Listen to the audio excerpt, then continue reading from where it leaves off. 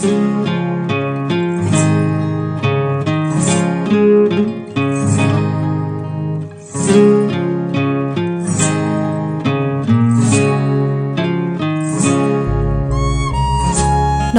महिला सशक्तिकरणका लागि हाम्रो प्रयास स्वरूप ल्याएको कार्यक्रम अब म बोल्छुमा सहकर्मी मीनासँगै म बसन्ताको हार्दिक स्वागत छ।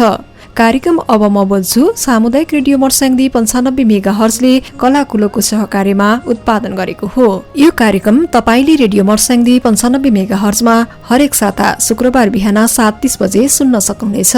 साथै रेडियो मर्स्याङ्दीको फेसबुक पेज, हाम्रो पात्र र रेडियोको अनलाइन www.radiomarsangdi.org मा पनि सुन्न सक्नुहुनेछ।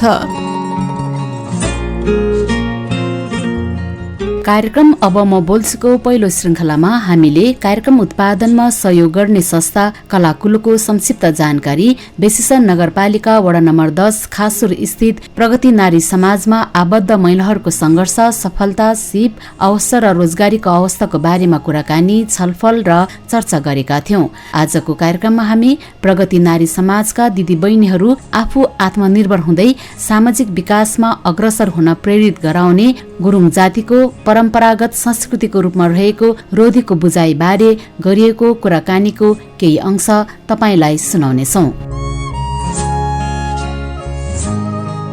कार्यक्रम सुरु गरौं रोधीको यो छोटो पृष्ठभूमिबाट। रोधी भन्न साथ यो शब्द सुन्ने जोसुकैले गुरुङ जातिभित्र रमाइलो गर्ने स्थल भन्ने कुरा मनमा र मुखमा आउँछ।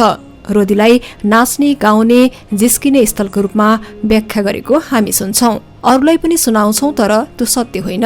रोधीको आफ्नै विशेषता र महत्व छ। यसले गुरुङ जातिको अस्तित्वलाई बोक्छ, गुरुङ जातिको सामाजिक परिवेशलाई प्रतिनिधित्व गर्दछ। विगतमा रोधी गुरुङ समुदायको लागि अघोषित पाठशाला हो, जहाँ आफ्नो छोरीचेलीलाई सिप, संस्कार र ज्ञान सिकाउने गर्दथ्यो, जहाँ समूह कार्य कसरी गर्ने, अरूलाई कसरी सहयोग गर्ने भन्ने बारे नैतिक पाठको पढाइ हुन्थ्यो र सिकाइन्थ्यो। रोधीकै सिको गर्दै पेशेसर 10 खासुर गाउँका अविवाहित दिदीबहिनीहरूले प्रगति नारी समाज गठन गरेर रोधीको छलको दिने विभिन्न कामहरू गर्दै आएका छन् भने महिलाहरूलाई सशक्तिकरण गराउन महत्त्वपूर्ण भूमिका खेल्दै आएका र विभिन्न सामाजिक कार्य पनि गर्दै आएका कुराहरू हामीले कार्यक्रमको पहिलो श्रृङ्खलामा तपाईलाई सुनायौं। आजको कार्यक्रममा हामी पुनः प्रगति नारी समाजकै दिदीबहिनीहरूको रोधी सम्बन्धी अनुभव, रोधीमा के कस्ता गतिविधिहरू हुने थियो भन्ने अनुभव पनि सुनाउनेछौं। रोधी केलाई भनिन्छ, आफ्नो अनुभव सुनाउनु हुँदै प्रगति नारी समाजका रूपा र सरिता घले। मान्छेले भन्छ कि रोधी बस्ने रोधी भनेको त पहिलाको बेलामा त पवित्र ठाउँ हो, किनकि त्यहाँ त एउटा समाचार ठाउँ हो, सबै कुरा थाहा पाउने। घर घरमै बसेर थाहा पाउँथेन नि त। त्यहाँ त केटा मान्छे केटी मान्छे आउँछ नि त। अनि मेरो लेभलको केटा मान्छे उसले दिनभरि के कहाँ भयो, उसको के कहाँ के अहिले त मोबाइल छ, रेडियो छ, टिभी छ, सबै त्यहाँबाट आउँछ। त्यो बेलामा त कहाँ त्यस्तो थियो त, थिएन त। रोधीमा बस्यो, जम्मा भयो, अनि आफ्नो दुःख कुरा कहाँ के भयो त्यो कुरा उसले त गएको छ नि त। म कुनै मेरो मामा घरतिर गएको भने मैले त त्यहाँ एउटा नयाँ संसार थाहा पायो नि त। म त आएर भरे बेलुका रोधीमा सुनायो नि त।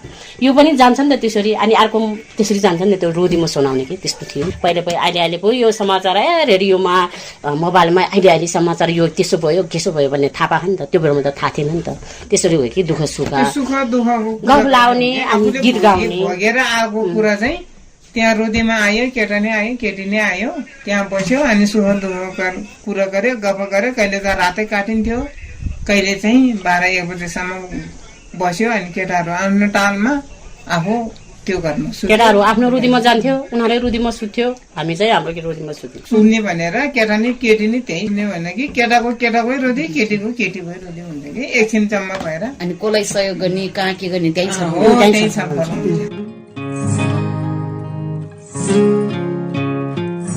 उमेर समूह अनुसार महिला र पुरुषको छुट्टा छुट्टै रोधी हुने गर्दथ्यो। जुन घरलाई रोधी घरको रूपमा चिनिन्थ्यो, जुन घरको बाबा आमा रोसे बाबा आमाको भूमिकामा हुने र रोसे बा आमाकै संरक्षणमा रोधीमा सिप, ज्ञान, संस्कार र संस्कृतिको सिकाइ हुने रूपा र सरिताको भनाइ छ।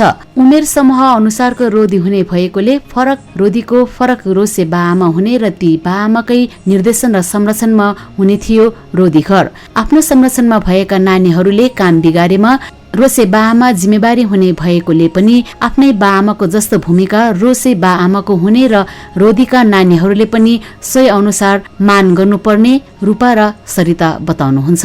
रोसी बाउ र आमा चाहिँ आफ्नै बाउ आमाको मान गर्छ कि सम्मान गर्छ, अनि उनीहरूले नि आफ्नै छोराछोरी सम्मान गर्छ। त्यो गरे अनि आफ्नो बाउ आमाबाट गएपछि त्यो घरमा गएपछि त्यो घरको बाउ आमाले चाहिँ उनीहरूको जिम्मेमा छोडे नि त। हाम्रो बाउ आमाले त सुरक्षा चाहिँ उनीहरूले दिनु पर्यो कि गाला आउँछ कि बिगार के भयो भने त्यो रुसी बाउ अब आमाको गाला दिन्छ। मैले त मेरो छोरीले तिम्रो काखमा पठाइदियो तिमीले किन उस गर्न सकेन आफ्नो छोरीहरू बिग्रियो भने आफ्नो चाहिँ बाउ आमालाई चाहिँ दोष ठुलो जिम्मेवारी हुन्छ। त्यही भएर अनि आज जति पाए यो भनौँ न त्यो रुसी बाउ आमा जति उसको त्यो सबै छोरी हो नि त उसको।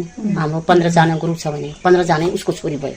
हाम्रो गुरुङ जातको के छ भने बिहा गरेर गयो भने बाउलाई आमाले क्रिमु लाउने चलन छ नि त। क्रिमु ल्याइदिने, रोटी रुसी ल्याउने चलन छ नि त।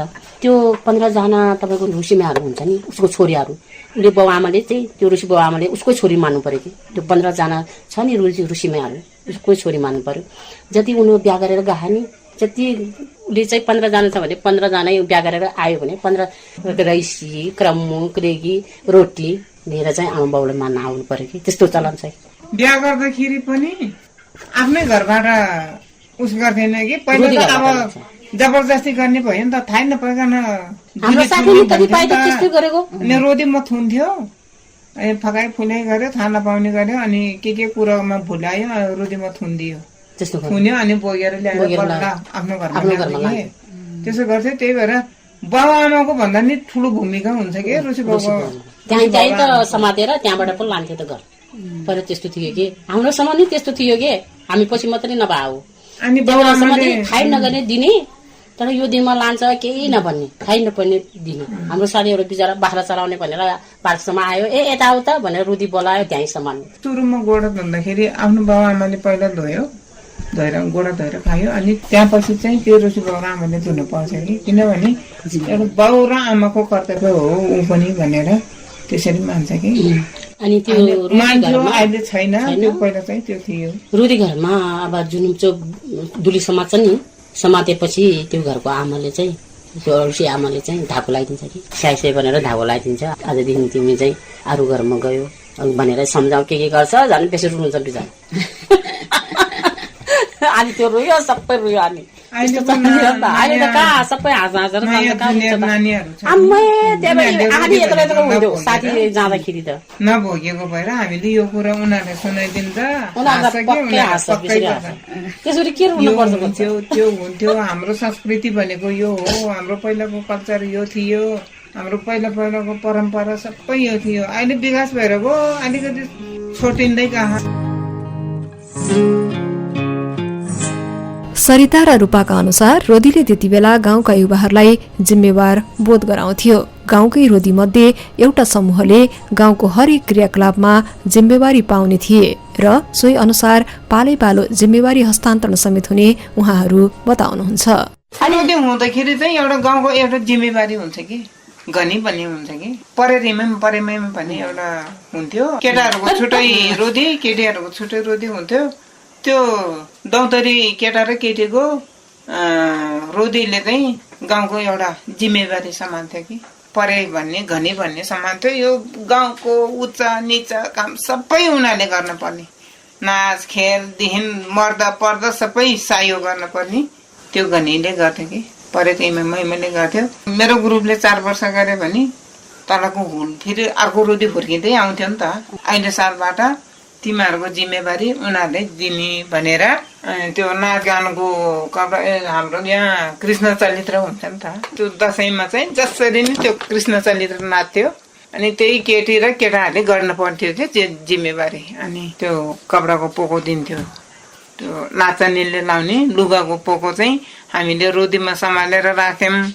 अनि अहिलेदेखि चाहिँ अब अर्को जुनियर पार्टीलाई दिने हो भने त्यो कपडा चाहिँ दसैँको दिनमा ल्याएर नाच्ने दिनमा चाहिँ पोकै ल्याएर आजदेखि तिमीहरूको जिम्मा भनेर पुगाइदिन्थ्यो उनीहरूले लिन्थ्यो त्यहाँदेखि त्यो जुनियर पार्टीको टोलीले सम्हाल्थ्यो अनि उसको चाहिँ कलर सक्यो कोही मान्छे त रुन्थ्यो त्यसरी अब सक्यो नि त लाडबार भनेको उनीहरूले चाहिँ सक्यो नि त उनीहरूले बिचरा अब अर्को जुनियर पार्टीले दियो उनीहरू नाच्ने भयो गाउने भयो जहाँ गए उनीहरू जाने भयो नि त त्यो त अब सक्यो नि त अगाडिको चाहिँ उनीहरू चाहिँ रुन्थ्यो के त्यो घनी छाड्ने बेलामा त बसेर रुन्थ्यो केटा मान्छे रमाइलो हुन थाल्यो त्यो बेलामा के त्यो ग्रुपले चाहिँ साह्रै मान्यता गर्ने के त्यो घनी छोडेपछि तिनीहरूले अलिकति पहाडाइदिन्थ्यो कि त्यही भएर अब हामी ओझेल पर्यो भनेर त्यो बेलामा के थियो भने अब ओझेल पर्यो अब मेरो घनी सक्यो अब मेरो साथी कति बिहा गरेर गयो अनि म त त्यतिकै बस्नु पर्यो कि उहाँ अब हामी त्यसरी बस्नु पर्यो अनि अर्कोको पाला आयो नि त अर्को तिनीहरू हिँडे रोलीमा गाहा नाचे होइन सबै उनीहरू चाहिँ रमाइलो छ नि त अब मेरो त रमाइलो सक्यो अब गाको साथीसँग गयो आफू त घरमै खुसिरहनु पर्यो नि त एउटै गाउँमा फरक फरक रोदी अनि सबैले आफ्नो रोदीमा सिपको कुरा गर्ने गाउँमा कसको घरमा सहयोग गर्ने सोबारे छलफल गर्ने चलन थियो रोदीमा यति मात्र नभई गुरुङकै संस्कृति अनुसार नाच सिक्ने गीत गाउने लगायतका मनोरञ्जन पनि लिने र आफ्नो समूह र गाउँभित्रै माइती र चेली मान्ने परम्परा समेत रहेको उहाँहरूको भनाइ छ हामी चाहिँ चिउरो कुट्ने के चिउरोको त्यो बेलामा त अहिले भने त चिउरै किनेर लान्थ्यो नि अब त हाम्रो त यसपालि त मैमेनिर चिउरो दिन जानुपर्छ भनेर भैलोरी माग्थ्यो के लक्ष्मी पूजा दिनमा तिहारमा भैलोरी माग्दै हिँड्थ्यो अहिले त होइन मौसिरमा पहिला अहिलेको जस्तो धानहरू नि अहिले त हाइब्रिड धान रोपेर एक हालमै चाहिँ अब 7, 8, 9 मुरी फल्छ त्यो बेलामा त लोकल धान सबैको त्यस्तै हुन्थ्यो नि त ट्याम हुन्थ्यो अहिले त चाहिँदैन हामी त मौसिरमा दिनु भन्थ्यो सबै घरमा भैलो बनिराख्यो हाम्रो गाउँ छ नि त 40-45 घरधुरी अनि 2 मुरी 45 पाखी त भयो धान होइन त्यो धान ल्यायो चिउरो कुटेर मैती दिन जाने रे के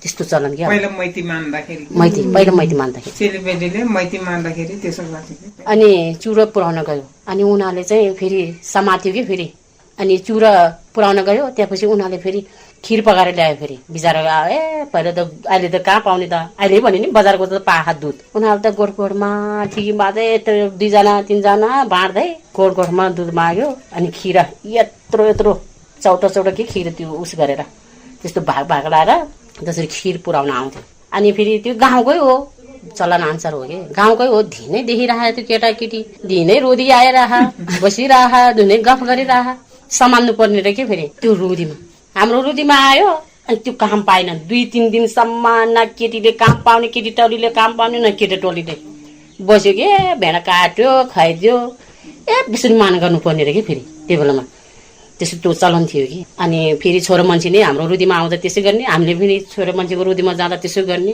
लास्टमा त्यसरी यत्रै उतै गरिरहन्छ के पहिला चाहिँ हामीले चिउरो पुर्याउन जान्छ उनीहरूले चाहिँ मादल पुर्याएर खिर ल्याए मादल लिएर आउँछ मादलले खिर पुर्याउन आउँछ त्यहाँबाट फेरि हामीले सिलु पुर्याउने भनेर फेरि रोटी भारी रोटी लिएर जान्छ अनि लास्टमा उनीहरूले फेरि त्यो हाम्रो त्यो रोटी लाने डाला एउटा समाति राख्छ अनि लास्टमा उनीहरूले त्यो फेरि त्यो डाला भरि खिर पठान्छ बल्ल सकिन्छ कि त्यो घनी सकिन्छ त्यो नि सकिन्छ घनी नै सकिन्छ त्यो नि सकिन्छ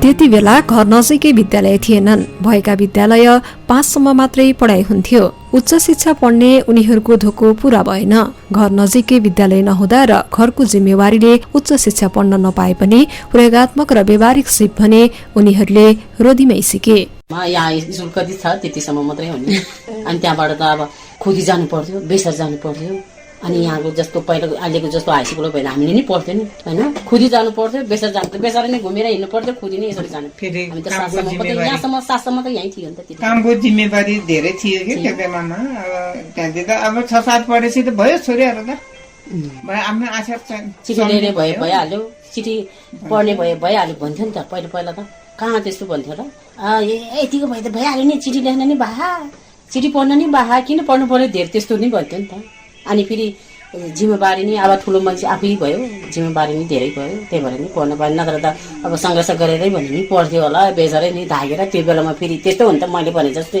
हामी साथी धेरै साथी भयौँ हो हिँड्ने। एउटा दुइटा चाहिँ छोरी मान्छे बर्खाबाट पढ्ने भएपछि त बर्खा सर्ख हिँड्नै पर्यो, गाह्रो भयो नि त घुमेर हिँड्ने। अहिलेको जस्तो त्यही भएर मैले अहिलेको नानी बाबाहरू भनेको चाहिँ धेरै सुखमा हुर्क्या हुन्छ उनीहरू त।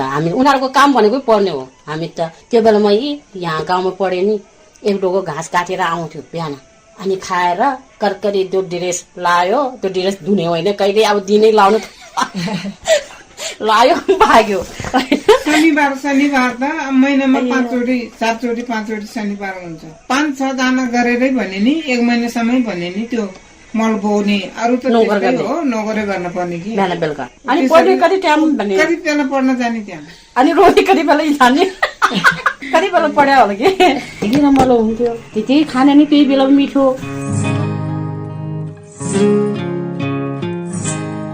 रोधीघर मनोरञ्जन केन्द्रमा मात्र नभएर व्यावहारिक सिकाइको पाठशाला पनि हो। रोधीघरमा जाँदा सबैले रोधीघरको रोसे बा आमालाई गर्ने सम्मान, उनीहरूकै निगरानीमा गरिने हरेक गतिविधिले जीवनलाई बुझ्ने अवसर पाउने थियो। रोधीघरमा नै रूपा र सरिता जस्ता सयौं महिलाहरूले अनेक प्रकारका सिप सिके, जस्तै ऊन काट्ने, राडीपाखी बुन्ने, धागो तान्ने, कपडा बुन्ने, चकटी बुन्ने, डोको बुन्ने, हँसिया कोदालीको बिँड बनाउने लगायतका कामहरू। यसका अलावा विभिन्न बाजागाजा बजाउन, गीत गाउन, नाच समेत उनीहरूले रोधीबाटै सिकेको र सो सिपले अहिले पनि होमस्टेमा आउने पाहुनाहरूलाई स्वागत गर्न केही हदसम्म काम लागे पनि उमेर र समय अनुसार अहिले बिस्तारै सबै सिप भुल्दै गएको पनि उहाँहरू बताउनुहुन्छ। गाउन त मैले भन्दै नि अहिले त उयो म्युजिक सिस्टमले बिगारेको आउँछ नि, त्यो जाँदा पिना जस्तो त रलल पलल त कति कहिलेको पाउनु त लो दोरी गाउने। आज त यहाँ त उनीहरूले भन्छ मन चोरेर दोरी गाउने नानीहरू छ रे त यहाँ गाउने भन्छ त। अनि छ आज त उता गए यता गयो भन्छ पाउने भनेर हुँदा। कोही त कस्तो गाउने मान्छेहरू हुन्छ, स्वर आउने होइन, कोही त कति कस्तो मजाको आउँछ नि त। गीत बिचरा बिसरी हान्छ, हामीले उता फर्काउनु भए पो हुने। कति राम्रो छ गीत गाउने आउँछ त। पहिला त गाउँकै हो, त्यो गाउँदै गरे नाच्दै गरे हुने कुरा हो। छोड्दैछ छोडे सबै कुरा बिर्सिसक्यो। दोरी गाउँथ्यो त्यो ठुल्ठुलोमा होइन, त्यो बेसारतिरको सानो कारणक्रम 3वटा ठाउँमा जितेर आयो। जहाँ बिहा गर्छ अनि त्यहाँ नाच्छन् नि, यिनीहरूले दोरी गाउँछ भनेर निदाको सुगै नपाएर बल्ल बल्ल गरेर त्यो दुलैपट्टिको चैतियाहरूसँग दोरी गाइदिन्थ्यो। हामीले त्यस्तो गर्थ्यौँ। कतिपय यो हेरसारको भाइहरूको बिहामा नि मालिङबाट आएको, अनि म त जान्दैन आमा परे त त्यहाँ गीत गाउन लाग्छ लाउँछ, म त जान्दैन भनेर सुतेको कि मैले थाहा पाएँ अब त्यहाँ गीत गाउन बोलाउँछ भनेर। पछाडि त कहाँ बोलाइछ, बोलाउन आए गर्यो। फेरि म त जान्न भन्न नसक्ने मान्छेहरूसँग पठाइदिएपछि त जानै पर्यो। आयो बरु त्यो केटाहरू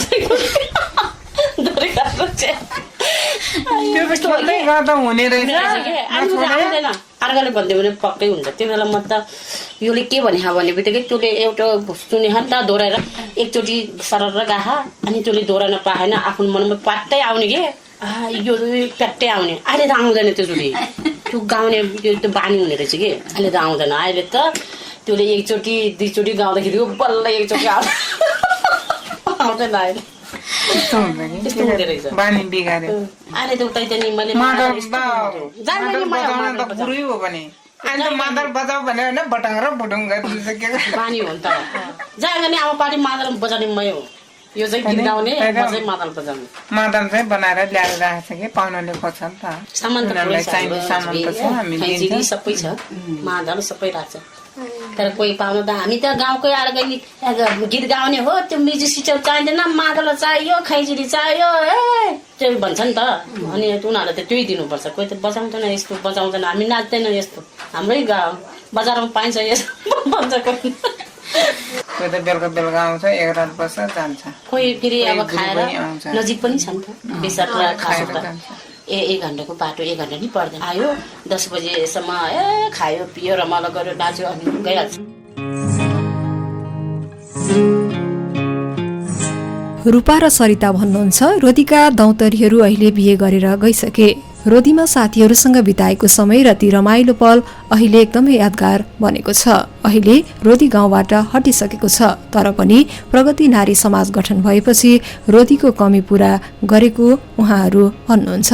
अहिले आफ्ना दौतरीहरू गाउँमा आए पनि खासै महत्त्व नहुने, तर प्रगति नारी समाजमा आबद्ध महिला तथा किशोरीहरू के साना के ठुला सबैसँग मनको कुरा साट्न पाउँदा छुट्टै आनन्द हुने उहाँहरूको भनाइ छ। नारी समाज चाहिँ गठन भइसकेपछि हामी त्यस्तो कति फिल छैन कि म एक्लो भयो फिल कति छैन, किनकि एउटै रोदीको साथीहरू त माया लाग्दैन कि यहीँको साथीलाई माया लाग्दैन।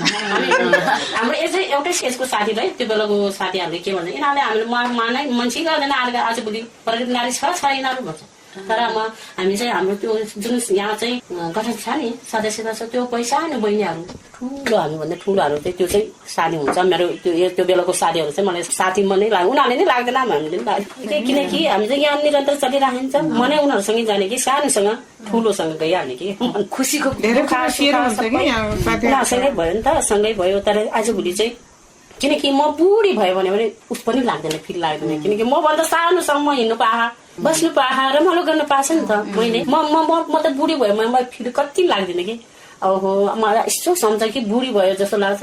यस्तो आफूभन्दा सानो सानो नानीहरूसँग हिँड्नु पर्दा के बुढी हुने भर्खरको लागिरह बुढी भएको महसुस चाहिँ लाग्यो होइन कि, किन हामी चाहिँ वर्षमा घुम्न जान्छ। हाम्रो अब कति भेट्छ, अब त्यो प्रगति नारी समाजको कोही त पढ्ने हुन्छ, अब चाय खाने हुन जाडो छ घुम्न जाऊँ भन्ने मिल्दैन नि त। वर्षमा घुम्न जान्छ, आफू त्यो घुम्न जाँदा आफू सानोभन्दा नानीहरूसँग घुम्न पाउँदा आफू आनन्द लाग्यो नि त। ओहो भर्खरको लाग्यो नि त त्यो बेलामा त, बुढी जस्तो लागेन नि त। हेर अहिले त म चाहिँ अब बुढी भयो फिल पनि लाग्दैन, हामी डराउँछ भन्ने फिल पनि लाग्दैन, किनकि हामी चाहिँ हामी मिल्छ जान्छ हिँड्छ क्या त्यतिकै।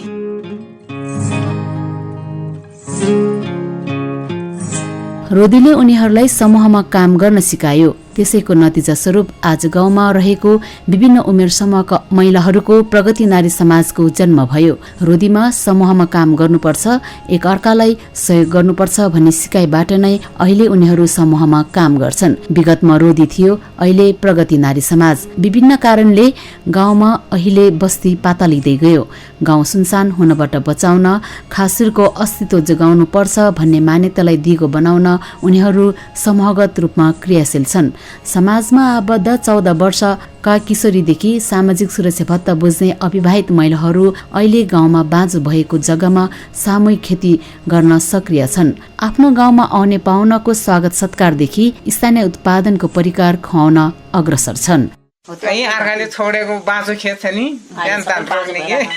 उठाएर ल्याएर आधा दिनु पर्दैन, उठाएर जति सक्छ आफूले राख्यो। अनि कोदो नि रोपेछ कि, मकै रोपे कोदो रोपे।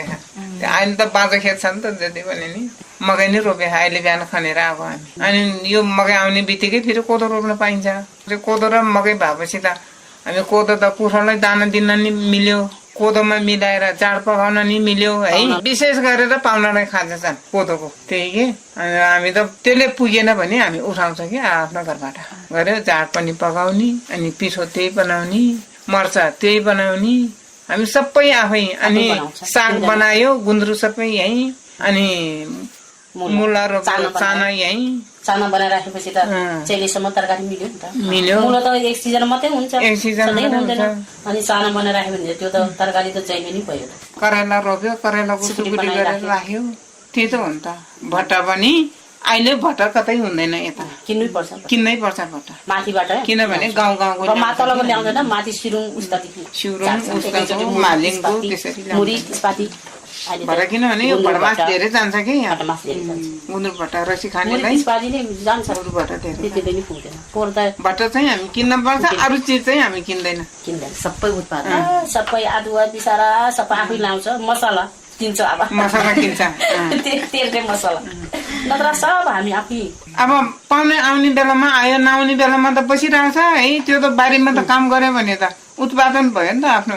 यहाँ माथि टनेल छ एउटा, अनि त्यो टनेल मुरिँदा गोलभेडा पनि, खुर्सानी पनि, अनि सागहरू के त्यो सिजनको सागहरू, धनियाँहरू गर्यो भने पाहुना आउने बेच्न नभए नि आफू यहाँ चाहिने त जति पनि। कहिले कहिले त छुटिन्छ है, कहिले कहिले त अब नपुगेको हुन्छ त ल्याउनै पर्ने हुन्छ। अलिअलि त कति पनि ल्याउँदैन भन्न त मिलेन। अब त्यहाँ टनेलमा नभएपछि बारीमा नभएपछि त कहिले कहिले त टुर्ने बेला मात्रै ल्याउनु पर्यो। तर प्रायः चाहिँ हामी किन्दैनौँ। आजलाई पनि कार्यक्रमको समय सकिने लाग्यो। गुरुङ जातिको परम्परागत संस्कृति रोदी र रोदीको सिकाइको अनुभवबारे विशेषा नगरपालिका वडा नम्बर 10 स्थित खासुर गाउँको प्रगति नारी समाजका दिदी बहिनीहरूको बुझाइ कस्तो लाग्यो? समूह स्थापना पश्चात संगठित भएर उनीहरूले समाजको लागि गरेको काम र अन्य प्रयासको कथा त तपाईलाई सुनाउन बाँकी नै छ। त्यसको लागि भने तपाईले कार्यक्रम अब म बोल्छुको अर्को श्रृङ्खला पनि सुन्नुपर्नेछ। प्रगति नारी समाजको तर्फबाट आफ्नो अनुभव कार्यक्रममा सुनाउनु भएकोमा समाजका अध्यक्ष रूपा घले र उपाध्यक्ष सरिता घलेलाई धेरै धेरै धन्यवाद। उहाँहरूको कथा हामी अर्को कार्यक्रममा पनि प्रस्तुत गर्नेछौँ। सामुदायिक रेडियो मर्स्याङदीले कलाकुलोको सहकार्यमा तयार पारेको कार्यक्रम अब म बोल्छुको आजको श्रृङ्खला तपाईलाई कस्तो लाग्यो? कार्यक्रममा केही प्रतिक्रिया सल्लाह सुझाव छन् भने अवश्य पनि दिनुहोला। हाम्रो इमेल ccdc.lomsung@gmail.com तथा फोन नम्बर 066 520 020 र 520 547 मा पनि फोन गरेर प्रतिक्रिया दिन सक्नुहुनेछ। आजको कार्यक्रममा प्रविधिबाट साथ दिनुहुने मित्र दिलुसँगै कार्यक्रम उत्पादनमा सहयोग गर्ने सहयोगी संस्था कलाकुलोको सम्पूर्ण टिम, खासुर स्थित प्रगति नारी समाजका सम्पूर्ण सदस्यहरू र यतिन्जेलसम्म कार्यक्रम सुनेर साथ दिनुभएकोमा तपाईँ सम्पूर्णलाई धन्यवाद दिँदै कार्यक्रमबाट सहकर्मी वसन्तसँगै म मिना पनि बिदा हुन्छु। नमस्कार।